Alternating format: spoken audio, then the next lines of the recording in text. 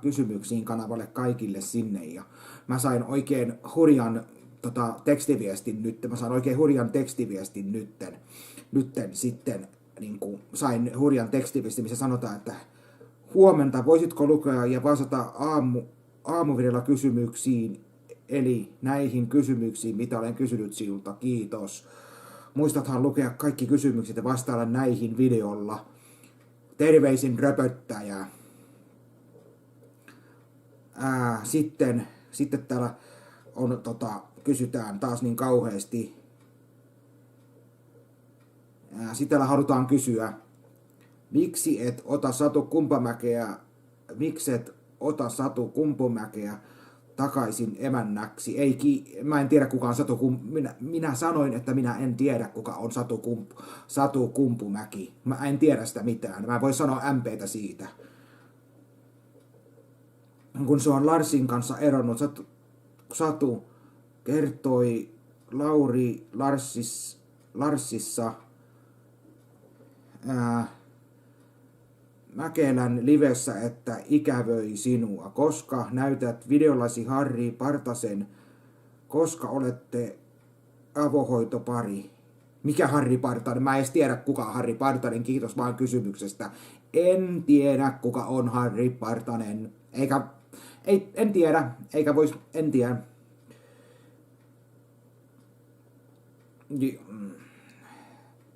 Mikä Arttu paskansi? Miksi Arttu paskasi Lego-laatikkoon parvekkeella? Menepä tekemään ne läksyt, kun oli koulussa sinulle läksyä. Koska vuohipeliä luikauksella. Miksi et vastaa kysymyksiin oikein, röpöttäjä?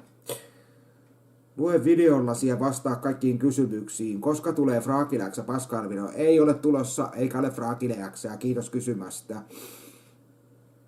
Video Ylivieskan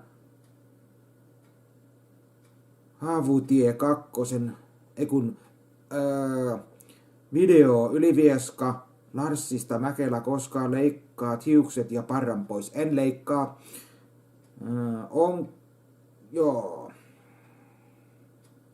Miksi sanoit videollasi Ynä ja anu? Tuleeko Lempäälän Britney Pierceä? Etkö tunne Lempäälän parkasta Linda Juliaa, koska huoltaja Miikan kanssa saunavideo ei ole tulossa. Kultaisen suihkun saattelemana, koska pelaat vuohipeliä, koska Lisman Tokmanille terassin takaosassa röpöttelemään. Kiitos kun vastasit kysymyksiin. Röpöttäjä taas jälleen kerran laittoviestiä. Kiitoksia kysymyksistä ja torstaita kaikille. Sinne niillä 22 vastaa kysymyksiin. Kiitoksia näihin kuviin ja tunnelmiin.